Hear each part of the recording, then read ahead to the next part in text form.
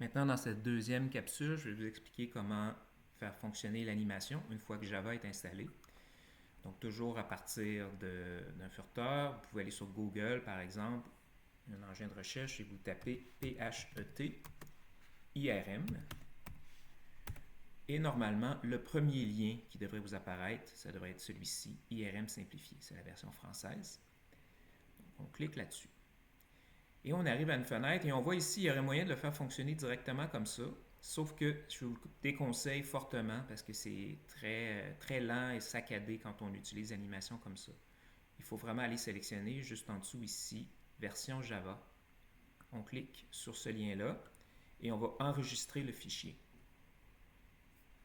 Donc c'est un tout petit fichier, ça ne devrait pas être très long à télécharger. Une fois qu'il est téléchargé, c'est juste d'aller le repérer. Son nom c'est mri_fr.jar.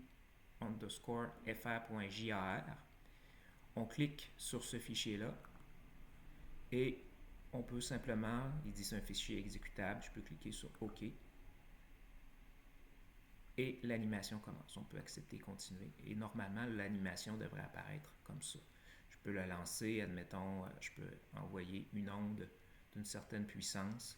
Donc on voit l'onde qui se propage. Si j'augmente la puissance, on va voir les barres qui sont comme l'équivalent des maximum et minimum de l'onde qui vont être encore plus foncées.